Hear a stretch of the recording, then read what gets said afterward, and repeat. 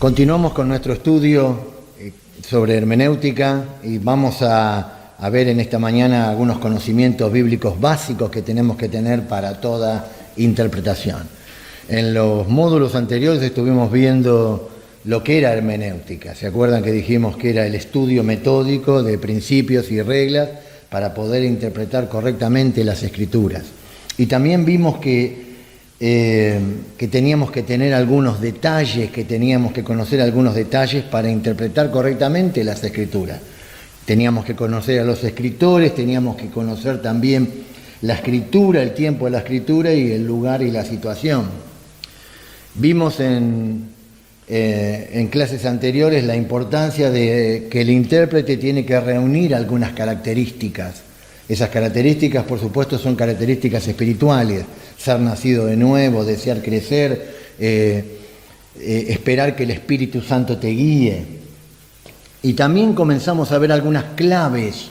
Esas claves son sumamente importantes porque de esa manera nos va a ayudar a poder interpretar correctamente las Escrituras. Hablamos sobre la revelación progresiva.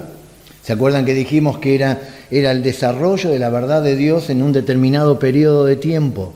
Dios no reveló toda su verdad a Adán, ni a Moisés, ni a ningún otro. Incluso vimos claramente que el propio Señor Jesucristo había confirmado este principio. O sea, toda la Biblia está estructurada de esa manera. Es un desarrollo constante de la verdad de Dios y vimos claramente que la revelación progresiva tenía un principio y tenía un final. O sea, allá en la terminación del canon de las Escrituras, ahí tenemos la revelación final de la voluntad de Dios y el programa de Dios. La encontramos ¿en dónde? En las Escrituras. Vimos también que en ese desarrollo de la verdad de Dios Dios y el hombre se habían comprometido en diferentes pactos y ayer los nombramos claramente en la clase anterior, los nombramos hablando sobre cada uno de los pactos. Vimos la diferencia entre los pactos y también vimos que algo que es interesante, que dijimos que en el pacto era Dios quien estaba dándole una responsabilidad al hombre. Veíamos que algunas cosas que Dios decía eran para la gente que vivía en aquel entonces, pero también dijimos que íbamos a ir viendo cómo algunas de las aplicaciones, algunos de los conceptos que Dios daba en ese entonces también nos llegaban hasta nosotros en el día de hoy. En ese constante revelar de Dios vimos que en la historia de la humanidad había 7 nuevos comienzos y que más adelante dijimos que los íbamos a llamar dispensaciones, que eran periodos de tiempo. Pero ahora vimos claramente cómo la Escritura marca unos comienzos. Adán y Eva comenzaron su vida en el jardín del Edén, Adán y Eva comenzaron su vida fuera del jardín del Edén, y así vimos cada personaje bíblico: Noé, Abraham, Moisés. Claramente vimos la iglesia y también hablamos sobre la iglesia y también hablamos sobre el retorno de Cristo y el reino milenial. Pero también vimos que cada uno de estos periodos iba a terminar en un juicio, los grandes juicios de la Escritura. Y cerrando, dijimos una verdad que es muy importante, que al interpretar las Escrituras íbamos a utilizar el método histórico-gramatical, porque ese método le daba a cada palabra el sentido básico, exacto, que el escritor tenía en mente cuando la pensó, cuando la escribió. Y también dijimos que este método hace hincapié en la historia y en la gramática, y ejerce dominio sobre la interpretación. Con eso en mente comenzamos a ver algunos conocimientos bíblicos básicos para toda interpretación. Al comenzar a desarrollar esta materia tenemos que pensar, y vamos a ver en algo muy importante. Vamos a hablar en esta clase sobre judíos, gentiles y la iglesia. ¿Qué dice la Biblia sobre eso? Si vamos a 1 Corintios capítulo 10, versículo 32, el apóstol Pablo nos da las 3 grandes divisiones de la Escritura, de los grupos que encontramos de personas en las Escrituras. 10:32 dice: no seáis tropiezo, ni a judíos, ni a gentiles, ni a la iglesia de Dios. Ahí tenemos los tres grandes grupos, judíos, gentiles y la iglesia.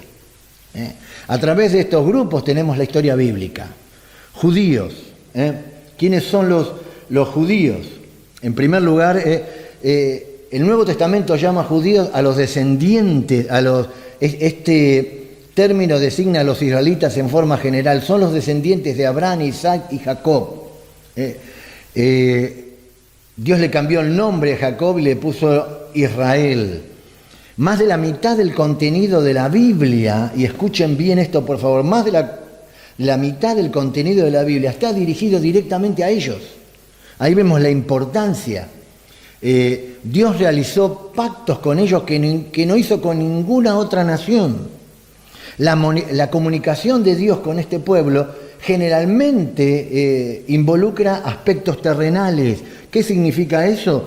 Por ejemplo, Deuteronomio capítulo 28, versículos 63 al 65, cuando decimos que la comunicación de Dios con Israel involucra aspectos terrenales, era que si ellos obedecían, Dios les prometía que iba a enviar la lluvia, que la cosecha iba a ser grande, que los animales iban a multiplicarse, que la tierra iba a dar fruto, pero si ellos desobedecían, la mano de disciplina de Dios iba a caer sobre ellos, no iba a haber lluvia, iba a haber pestes, iba a haber hambre. En cambio, cuando pensamos en nosotros como miembros de la iglesia, nuestra obediencia a los principios bíblicos resulta en bendición espiritual, pero no en una bendición material como era para Israel en ese tiempo. Dios dio promesas específicas a Abraham. Esas promesas también se las ratificó a Isaac, y también se las comunicó a su nieto Jacob y después a la descendencia de ellos. Debemos entender que el origen, Jacob tuvo 12 hijos, esos 12 hijos se transformaron en 12 familias, y esas 12 familias llegaron a ser 12 tribus. Origen. El origen de la nación de Israel. En Génesis capítulo 12 tenemos el origen, y ahí ustedes van a tener, ustedes tienen ahí justamente en el material que tienen el origen con las diferentes citas. Génesis capítulo 12, Génesis capítulo 17, Génesis capítulo 21, Génesis capítulo 26, 28. Si ustedes buscan todos los versículos, van a ver que está hablando primero de Abraham, después de Isaac y después de Jacob. Ahí tenemos el origen. ¿Cómo es el origen de la nación de Israel? Con Abraham. Dios llamó a Abraham de Ur de los Caldeos, y Dios, a través de este hombre, después vamos a estar estudiando el origen de la nación de Israel, a través de este hombre Dios va a proyectar una gran nación, y esa nación es Israel. Promesas. ¿Qué promesas? El origen lo encontramos en esos versículos. Fíjense que estos mismos versículos nos muestran el llamamiento de Abraham, después el nacimiento de Isaac, después el nacimiento de Jacob, y cómo a través de Jacob sus 12 hijos llegan a ser 12 tribus. ¿Qué promesas Dios le hizo a la nación de Israel? Si prestamos atención y leemos, vamos a ver claramente que casi en los mismos pasajes que citamos para el origen de Israel, vamos a ver que ahí vemos las promesas que Dios le hizo a Israel. ¿Qué promesas le hizo? En primer lugar, una gran nación. En segundo lugar, heredarían la tierra. A tu descendencia daré esta tierra, Dios le dijo. Y en tercer lugar, ejercerían dominio sobre otros. Claramente Israel había sido llamado por Dios para tener un papel importante en el programa bíblico. Entonces tenemos el origen, tenemos las promesas. En tercer lugar, las normas de conducta. ¿Qué normas de conducta Dios le puso para la nación de Israel? Esas normas de conducta las encontramos en los libros de Moisés. Ahí tenemos todas las leyes. Ahí tenemos leyes morales, sociales, dietéticas. ¿Cómo dietéticas? Simplemente era qué cosas podían comer y qué cosas no podían comer. ¿Se acuerdan cuando vimos el ejemplo de la revelación progresiva? Citamos Levítico. Y ahí Dios le estaba hablando a la nación de Israel.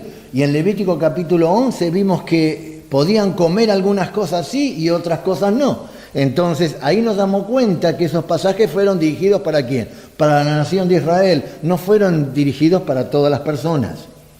Había leyes de forma de culto, de cómo juzgar personas, las leyes judiciales. Uno encuentra en el Pentateuco todas las normas de conducta que Dios tenía para la nación de Israel. Y también vemos el destino futuro.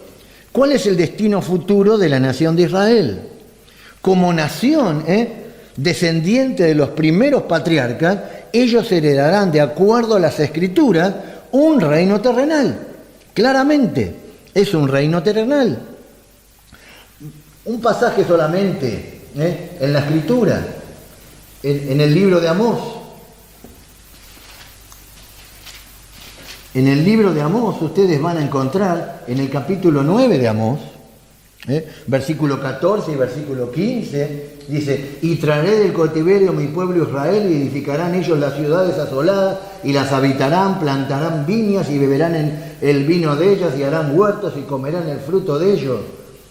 Pues los plantaré sobre su tierra, y nunca más serán arrancados de su tierra, que yo les di, ha dicho Jehová Dios tuyo.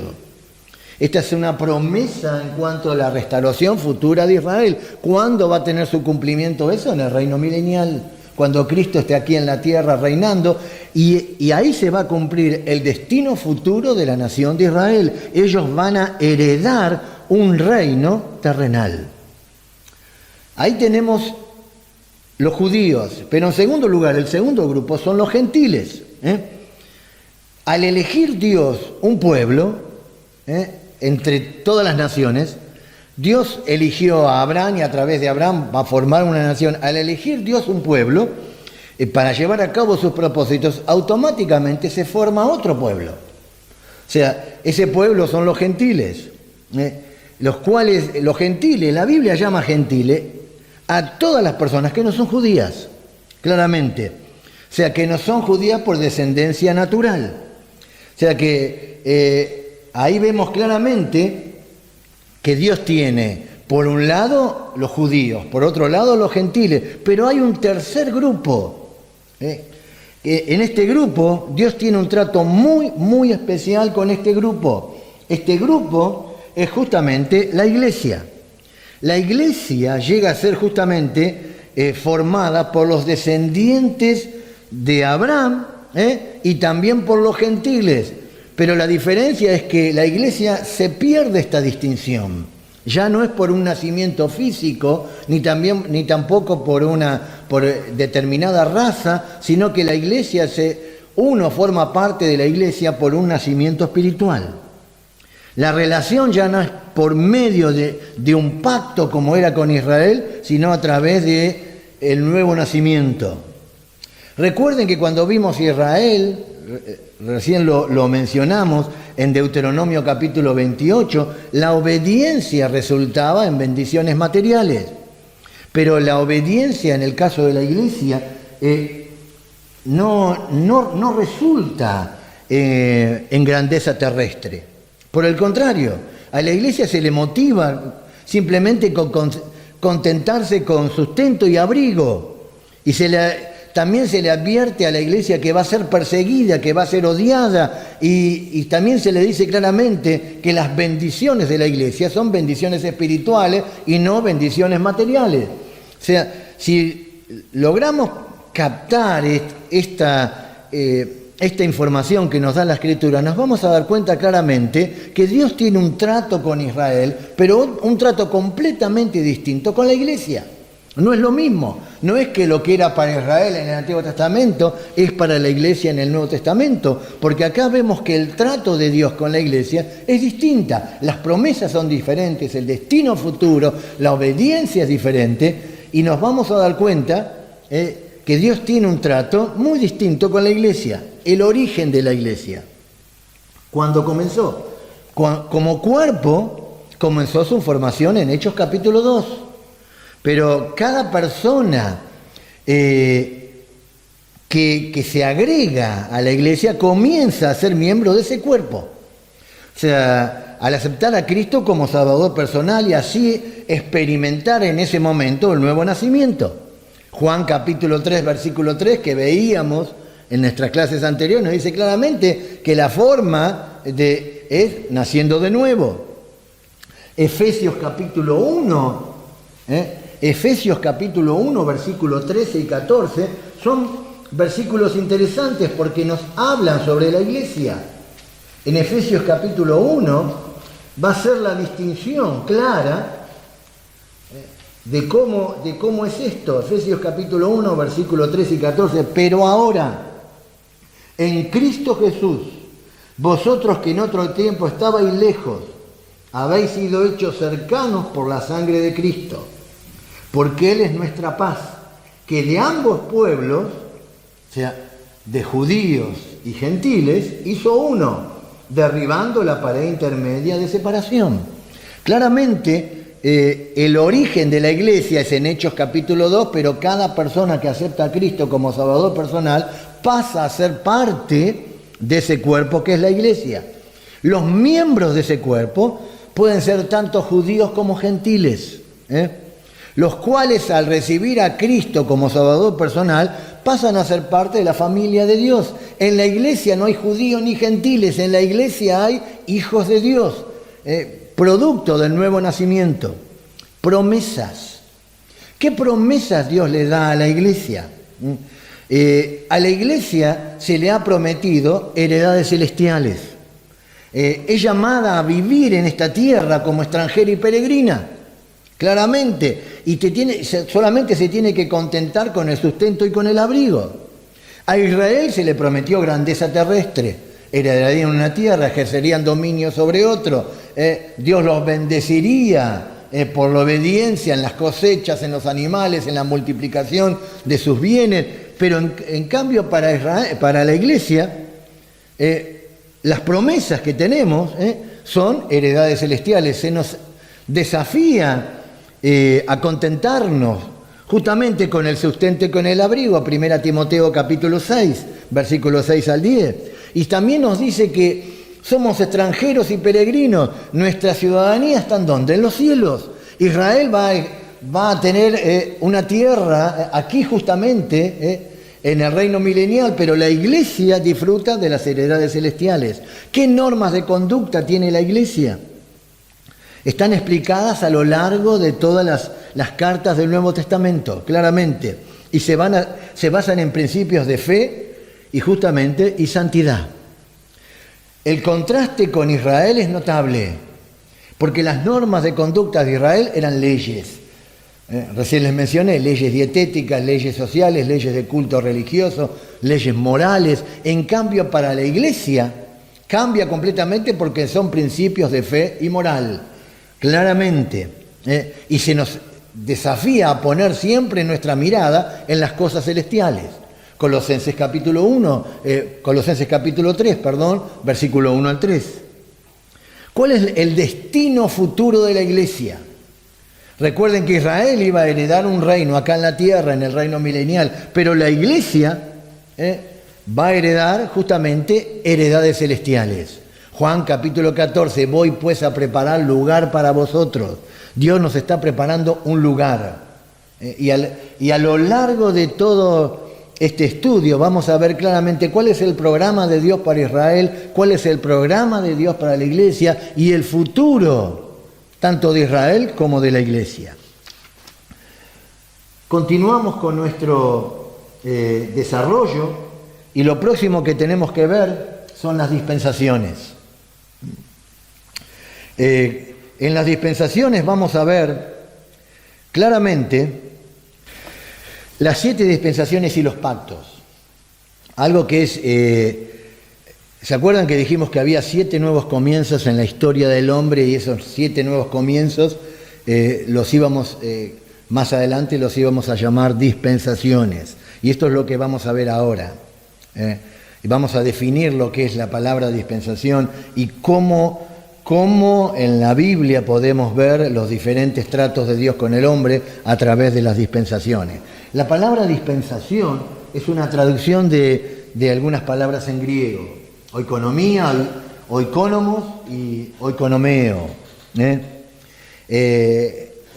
La idea de esta palabra reúnen dos conceptos en sí. Oikos, que significa una casa, y nemo, que es la idea de dispensar o administrar. La idea de una dispensación es el gobierno o la administración de una casa.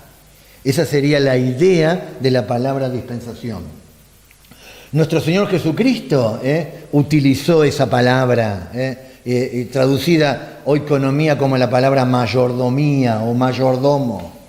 En las enseñanzas de Cristo, allí en Lucas capítulo 12 y en Lucas capítulo 16, Él utilizó y dio un ejemplo de lo que es una mayordomía. Y es un ejemplo interesante porque nos va a servir a nosotros para ver algunas verdades en cuanto a lo que es las dispensaciones. En Lucas capítulo 16 tenemos una parábola, es la parábola del mayordomo infiel. Y en versículo 1 y versículo 2 nos va a dar algunos datos que son interesantes. Dice, dijo también a sus discípulos, había un hombre rico que tenía un mayordomo, oikónomo, está hablando de un mayordomo, y este fue acusado ante él como disipador de sus bienes. Entonces le llamó y le dijo, ¿qué es esto que oigo acerca de ti? Fíjense, da cuenta de tu mayordomía, del gobierno de la casa, porque este mayordomo estaba sobre los asuntos, sobre las finanzas y sobre los asuntos de este hombre rico. El hombre rico se dio cuenta que había algo que estaba mal y lo llamó para rendir cuenta. Da cuenta de tu mayordomía y fíjense, porque ya no podrás más ser mayordomo. A través de este ejemplo vamos a comenzar a vislumbrar algo de lo que es las dispensaciones. Este es simplemente un ejemplo que encontramos acá. Y después vamos a ir desarrollando las dispensaciones. Pero fíjense que en este caso, para que vayamos viendo un poco, el hombre rico en este caso representa a Dios. ¿Por qué? Porque fíjense que el hombre rico le delegó al mayordomo una responsabilidad. Así hace Dios con nosotros. Nos da una responsabilidad que cumplir. Ahora, en segundo lugar, el mayordomo nos representa a nosotros, que somos los creyentes. O sea, quiere decir que nosotros estamos puestos en los asuntos de otro. En este caso, vamos a ver a lo largo de la historia bíblica, Dios le va a dar al hombre en diferentes épocas diferentes responsabilidades. Eso se une con el concepto de revelación progresiva. ¿Se acuerdan que dijimos que Dios a través del tiempo iba revelando su palabra? Aquí lo tenemos claramente. En tercer lugar, vamos a ver que en hay una responsabilidad definida hacia el propietario. O sea, dijimos que en cada periodo de tiempo el hombre sabía claramente cuál era su responsabilidad. Y acá en este ejemplo, el mayordomo sabía que él tenía la responsabilidad de administrar los bienes de su amo, del hombre rico. En cuarto lugar, vamos a ver que hay una prueba específica de fidelidad. Dios le va a dar al hombre en cada periodo de tiempo una revelación específica de su voluntad. Y Dios quiere ver si el hombre la va a cumplir, si el hombre es fiel. En quinto lugar, vamos a ver que seguro que va a haber un ajuste de cuentas. Siempre después de cada periodo que Dios le revela al hombre algo de su voluntad, Dios llama al hombre a rendir cuentas.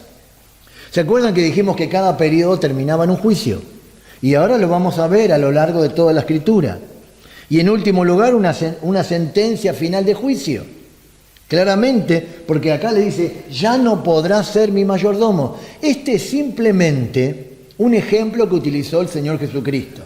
Lo que ustedes tienen que comenzar a tratar de bajar en su mente es el hecho de que una dispensación es la idea del gobierno de una casa. En esa casa vamos a ver que el dueño de esa casa, este mundo, es Dios. Y nosotros somos ¿qué? Los mayordomos. Y Dios en diferentes épocas le va a dar al hombre una responsabilidad específica para que el hombre cumpla. Esa responsabilidad el hombre tiene que administrar lo que Dios le dio para que haga. Y en un determinado momento Dios va a llamar al hombre a rendir cuentas. ¿No fue así en el Edén? Dios no le dio al hombre en el Edén una responsabilidad, no debía comer del árbol del conocimiento del bien y del mal. Y en un determinado momento Dios lo llamó al hombre para que rinda cuentas. ¿Por qué? Porque Dios sabía que el hombre había desobedecido. Y así en cada periodo de tiempo lo vamos a ver claramente. Entonces, siempre vamos a ver, cuando estudiemos las dispensaciones, vamos a ver que siempre va a haber dos partes interesadas. En primer lugar, vamos a ver la autoridad que delega la responsabilidad, Dios. Y después vamos a ver el mayordomo que la ejecuta. Podemos ser nosotros, vamos a ver a Adán, vamos a ver a Noé, vamos a ver a Abraham, vamos a ver a Moisés, vamos a ver a Israel, vamos a ver cómo Dios le da en cada periodo de tiempo una responsabilidad. También vamos a ver que rendir cuentas es parte de ese convenio. Cada vez que Dios da una revelación es porque Dios quiere que el hombre obedezca lo que Dios le dice. Pero también vamos a ver algo que es sumamente importante. Un cambio puede puede tener lugar cuando hay infidelidad de parte del mayordomo. Y claramente lo vamos a ver cómo esos cambios en la Escritura, cuando el hombre fracasa, Dios le da la oportunidad de ejercer justicia bajo otras condiciones, claramente. Vamos a ver una definición de dispensación. ¿Qué es una dispensación? Fíjense, ahí ustedes tienen en sus apuntes claramente algunas definiciones de lo que es una dispensación. Una dice que una dispensación es una economía o administración específica en el cumplimiento del propósito de Dios. ¿Qué significa eso? Es una economía o administración específica. Quiere decir que Dios le va a dar al hombre para que administre algo y Dios claramente tiene un propósito al dárselo. Otra definición es la definición de Scofield, que es una excelente definición, y esa es la definición que vamos a estar tratando nosotros de asimilar y utilizarla en el desarrollo de esta materia. Una dispensación es un periodo de tiempo durante el cual el hombre es probado en cuanto a su obediencia a alguna revelación específica de la voluntad de Dios. Ahí ustedes tienen una excelente definición y ahora vamos a tratar de explicarla. Otra definición muy interesante es la conducción de la casa o los asuntos de la casa. Eso lo vimos recién con el ejemplo de Lucas capítulo 16, el mayordomo. Entonces, la definición de dispensación de Scofield. Una dispensación, fíjense que es un periodo de tiempo. Siempre la dispensación va a tener un principio y va a tener un final. Durante ese periodo de tiempo, el hombre es probado. ¿En cuanto a qué es probado? A alguna revelación específica de la voluntad de Dios. Dios le va a dar al hombre en ese tiempo qué es lo que el hombre tiene que hacer. ¿Y para qué? Para ver si el hombre va a obedecer o no va a obedecer. Una dispensación, vuelvo a repetir, es un periodo de tiempo. Y se acuerdan que ayer vimos periodos de tiempo. Génesis capítulo 1 al 3, Génesis capítulo 3 al 9, Génesis capítulo 9 al 12, Génesis capítulo 12 a Éxodo 20, Éxodo capítulo 20 a Hechos capítulo 2, Hechos capítulo 2 a Apocalipsis capítulo 19, Apocalipsis capítulo 20 era el último periodo de tiempo. Entonces, lo que vamos a tener que hacer, fíjense que ahora por lo menos ya pudimos dividir la Biblia en 7 partes. Tenemos una vista panorámica de la Escritura. Entonces, vamos a ver que en esos periodos de tiempo, una dispensación es un periodo de tiempo, Génesis capítulo 1 al 3, durante el cual el hombre es probado en cuanto a su obediencia a alguna revelación específica de la voluntad de Dios. En Génesis capítulo 1 al 3, Dios le dio a Adán una revelación específica. No tenía que comer del árbol del conocimiento del bien y del mal. y a ver si el hombre iba a obedecer o si no iba a obedecer. En nuestro próximo estudio comenzamos el desarrollo de lo que son las dispensaciones.